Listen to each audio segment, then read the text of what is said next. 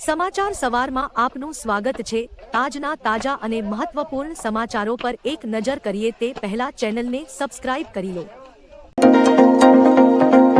ગુલાબી ઠંડી સાથે 16 થી 19 ઓક્ટોબર વચ્ચે માવઠાની શક્યતા। ગુજરાતમાં બેવડી ઋતુનો અહેસાસ થઈ રહ્યો છે, જ્યાં વહેલી સવારે ગુલાબી ઠંડી અને દિવસે ગરમી અનુભવાય છે। જો કે આજે 16 થી 19 ઓક્ટોબર દરમિયાન રાજ્યમાં ખાસ કરીને સૌરાષ્ટ્રમાં ગાજવીજ સાથે હળવા માવઠાની સંભાવના છે। આગામી 2 દિવસ લઘુત્તમ તાપમાન યથાવત રહેશે, પરંતુ ત્યારબાદ 2 થી 3 ડિગ્રીનો વધારો થઈ શકે છે। હવામાન વિભાગે ચોમાસુ વિદાય લીધાની સત્તાવાર જાહેરાત કરી છે।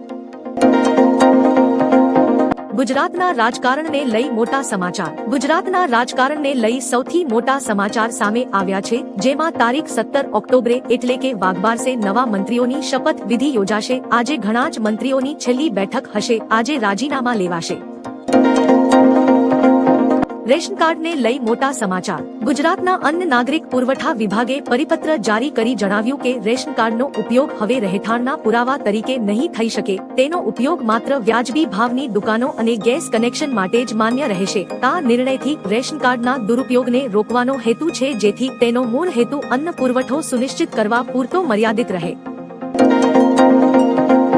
મહેસાણામાં શંકાસ્પદ ઘીનો જથ્થો ઝડપાયો। મહેસાણાના ગિલોસણ ગામ નજીક મેં શિવાન ફૂડ પ્રોડક્ટ્સ ફેક્ટરીમાંથી ફૂડ એન્ડ ડ્રગ્સ વિભાગે 16,812 લીટર શંકાસ્પદ ઘીનો જથ્થો સીઝ કર્યો હતો। બાતમીના આધારે પોલીસે દરોડો પાડી, જેમાં ઘીનું ઉત્પાદન અને વેચાણ ચાલતું હતું। ફૂડ વિભાગે લેબમાં પરીક્ષણ માટે મોકલ્યું અને ફેક્ટરીને સીલ મારી હતી। દિવાળી પહેલા આ કાર્યવાહીથી વેપારીઓમાં ફફડાટ મચ્યો, જે ખાદ્ય સુરક્ષા પર ચિંતા વધારે છે।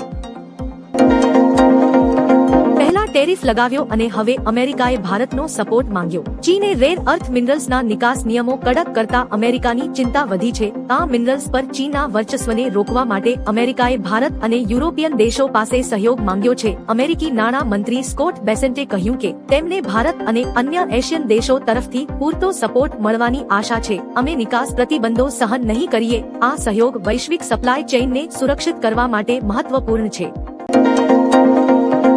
તહેવારમાં વરસાદ ભીંજવશે। શિયાળાની શરૂઆતમાં જ ગુજરાતમાં કમોસમી વરસાદની સંભાવના છે, જે દિવાળીના તહેવારોને અસર કરી શકે છે। હવામાન વિભાગના જણાવ્યા મુજબ 16 થી 19 ઓક્ટોબર દરમિયાન દક્ષિણ ગુજરાત અને સૌરાષ્ટ્રના કેટલાક જિલ્લાઓમાં વરસાદ પડશે। ખાસ કરીને તાપી, ડાંગ, સુરત, વલસાડ, નવસારી, અમરેલી, ભાવનગર, ગીર સોમનાથ અને દીવમાં માવઠાની આગાહી છે।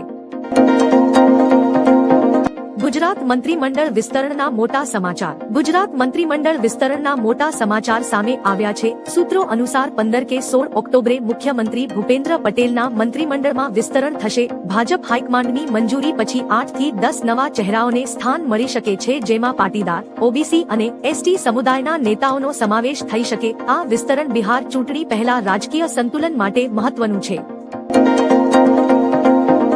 અમરેલી રાજ્યનું સૌથી ઠંડુ સ્થળ નોંધાયું। ગુજરાતમાં ઠંડીનો પ્રભાવ વધ્યો છે અને અમરેલી રાજ્યમાં સૌથી ઠંડુ સ્થળ બન્યું છે, જ્યાં લઘુત્તમ તાપમાન 17 ડિગ્રી સેલ્સિયસ પર પહોંચી ગયું। મહુવામાં 18, કેશોદમાં 18.8, કંડલામાં 20 અને વડોદરામાં 20 ડિગ્રી નોંધાઈ છે। મુખ્ય શહેરોમાં અમદાવાદ અને ગાંધીનગરમાં 21 ડિગ્રી તાપમાન નોંધાયું છે। આ આંકડાઓ રાજ્યભરના ઠંડીના પ્રવાહને દર્શાવે છે। આપના માણસોએ સૌથી પહેલા પોલીસ પર પથ્થરમારો કર્યો। બોટાદ જિલ્લાના હળદડ ગામે 12 ઓક્ટોબરે ખેડૂતો અને પોલીસ વચ્ચે થયેલા ઘર્ષણમાં 100 થી વધુ લોકોની અટકાયત થઈ હતી, પરંતુ તપાસ પછી તમામ નિર્દોષોને મુક્ત કરાયા, જેથી ગ્રામજનોને રાહત મળી છે। સરપંચ સેજલબેનના પતિ સોમાભાઈ જમોડે જણાવ્યું કે આ આખું ષડયંત્ર આમ આદમી પાર્ટીનું હતું। રાજુ કરપડાના ઉશ્કેરાટભર્યા ભાષણથી જ હિંસા ભડકી હતી। રાજસ્થાનમાં એસી બસમાં આગ લાગ 20 મુસાફર જીવતા સળગ્યા। રાજસ્થાનના જેસલમેરમાં મંગળવારે બપોરે 3:30 વાગ્યે એક ચાલતી એસી સ્લીપર બસમાં આગ લાગી હતી। આ ઘટનામાં 20 મુસાફરોના મોત થયા હતા। લોકો બચવા માટે ચાલતી બસમાંથી કૂદી પડ્યા। આ અકસ્માતમાં 2 બાળકો અને 4 મહિલાઓ સહિત 15 લોકો દાઝી ગયા। 3 એમ્બ્યુલન્સ ઘાયલ મુસાફરોને જેસલમેરની જવાહર હોસ્પિટલમાં લઈ ગઈ, જ્યાંથી તેમને જોધપુર રિફર કરવામાં આવ્યા હતા। હવામાન આગાહી। દિવાળી પહેલા માવઠું પડી શકે। દિવાળી પહેલા રાજ્ય પર કમોસમી વરસાદની આગાહી હવામાન વિભાગ દ્વારા કરાઈ છે। 1 થી 19 ઓક્ટોબર સુધી રાજ્યમાં માવઠાની અસર જોવા મળશે। 1 ઓક્ટોબર તાપી, નવસારી, ડાંગ તથા 17 અને 18 ઓક્ટોબર ભાવનગર, અમરેલી, ગીર સોમનાથ, દીવ, તાપી, નવસારી, ડાંગ, વલસાડ, દાદરા નગર હવેલી તથા 19 ઓક્ટોબર તાપી, નવસારી, ડાંગ, ભાવનગર, દીવ અને અમરેલીમાં વરસાદ પડી શકે છે. વરસાદ બાદ હવે અંબાલાલ પટેલની ઠંડીની આગાહી. અંબાલાલ પટેલે આગાહી કરી છે કે હાલ ગુજરાતમાં ઠંડીનું જોર ઓછું છે, પરંતુ નવેમ્બર અંતથી ઠંડી ધીમે ધીમે વધશે. 2-3 નવેમ્બરથી ઉત્તર ભારતમાં હિમવર્ષા શરૂ થતા ગુજરાતમાં ઠંડકનો માહોલ જોવા મળશે. 6 થી 9 ડિસેમ્બર વચ્ચે મજબૂત વેસ્ટર્ન ડિસ્ટર્બન્સના કારણે ભારે હિમવર્ષા થઈ શકે છે. 16 થી 19 ડિસેમ્બરે માવઠાની શક્યતા રહેશે, જ્યારે 29 ડિસેમ્બરથી ઠંડીનો ચમકારો વધશે અને જાન્યુઆરીમાં કડકડતી ઠંડી પડશે. ગુજરાતના રાજકારણમાં મોટા ફેરફારના એંધાણ. ગુજરાતની રાજનીતિના આગામી દિવસોની રણનીતિ નક્કી કરવા માટે દિલ્હીમાં પીએમ નરેન્દ્ર મોદીના નિવાસસ્થાને એક ઉચ્ચ સ્તરીય બેઠક યોજાઈ છે. આ બેઠકમાં કેન્દ્રીય ગૃહમંત્રી અમિત શાહ, મુખ્યમંત્રી ભૂપેન્દ્ર પટેલ, પ્રદેશ પ્રમુખ જગદીશ વિશ્વકર્મા અને સંગઠન મહામંત્રી રત્નાકર હાજર રહ્યા હતા. આગામી દિવસોમાં ગુજરાતમાં સરકાર અને સંગઠનની સ્થિતિ અંગે મહત્વપૂર્ણ નિર્ણયો લેવામાં આવશે. દિવાળી પહેલા 41 લાખના ભેળસેળયુક્ત ખાદ્ય પદાર્થો જપ્ત અને નાશ. દિવાળીના તહેવાર પૂર્વે નાગરિકોને શુદ્ધ ખોરાક મળી રહે તે માટે ફૂડ એન્ડ ડ્રગ્સ વિભાગ દ્વારા રાજ્યવ્યાપી વિશેષ ઝુંબેશ હાથ ધરાઈ હતી. 3 થી 11 ઓક્ટોબર દરમિયાન રાજ્યભરમાં 13 દરોડા પાડવામાં આવ્યા હતા. આ દરોડામાં આશરે 41 લાખની કિંમતના ભેળસેળયુક્ત અને શંકાસ્પદ ખાદ્ય પદાર્થોનો જથ્થો જપ્ત કરીને નાશ કરવામાં આવ્યો. સરકારે જણાવ્યું કે ભેળસેળ કરતા તત્વો સામે કડક કાર્યવાહી ચાલુ રહેશે. દિવાળીને લઈ ગુજરાત સરકારનો સૌથી મોટો નિર્ણય. દિવાળીને ધ્યાનમાં રાખી ગુજરાત સરકારે નવો નિર્ણય જાહેર કર્યો છે. રાજ્યમાં વિદેશી અને ચાઇનીઝ ફટાકડાઓ પ્રતિબંધિત છે. સુપ્રીમ કોર્ટના આદેશ મુજબ ફટાકડા ફોડવાનો સમય રાત્રે 8 થી 10 સુધી મર્યાદિત રાખવામાં આવ્યો છે. ભારે ઘોંઘાટવાળા ફટાકડા અને બેરિયમ વાપરતા ફટાકડાઓ પર પ્રતિબંધ રહેશે. માત્ર ગ્રીન ફટાકડાનું ઉત્પાદન અને વેચાણ જ મંજૂર છે. ઈ-કોમર્સ પ્લેટફોર્મ પર ફટાકડાનું વેચાણ પણ બંધ રહેશે.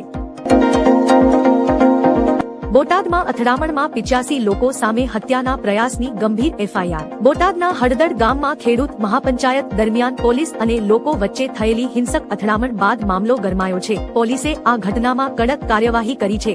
આપના નેતાઓ પ્રવીણ રામ અને રાજુ કરપડા સહિત 85 લોકો સામે નામજોગ એફઆઈઆર દાખલ કરવામાં આવી છે. તેમની સામે હત્યાનો પ્રયાસ, ષડયંત્ર અને સરકારી મિલકતને નુકસાન પહોંચાડવા સહિતની ગંભીર કલમો લગાડવામાં આવી છે.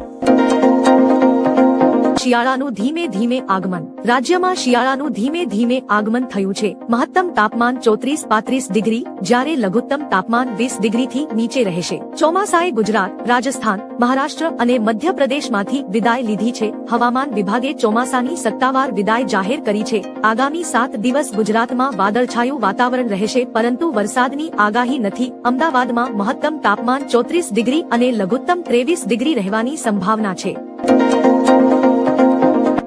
બોટાદમાં કડદા વિવાદ હિંસક બન્યો. બોટાદ એપીએમસીમાં કપાસની ખરીદીમાં ગેરકાયદેસર કડદા વિવાદે હિંસક સ્વરૂપ ધારણ કર્યું. ખેડૂત નેતા રાજુ કરપડા દ્વારા આયોજિત ગેરકાયદેસર મહાપંચાયતને રોકવા પોલીસ હળદડ ગામે પહોંચી ત્યારે ટોળાએ પથ્થરમારો કર્યો અને પોલીસની કાર ઉથલાવી દીધી. પરિસ્થિતિને નિયંત્રણમાં લેવા પોલીસે ટીયર ગેસના સેલ છોડ્યા હતા. હવે રાજુ કરપડા કહ્યું કે અમુક લોકો મોઢે રૂમાલ બાંધી સિવિલ ડ્રેસમાં આવ્યા હતા અને તેમને પથ્થરમારો કર્યા હતો.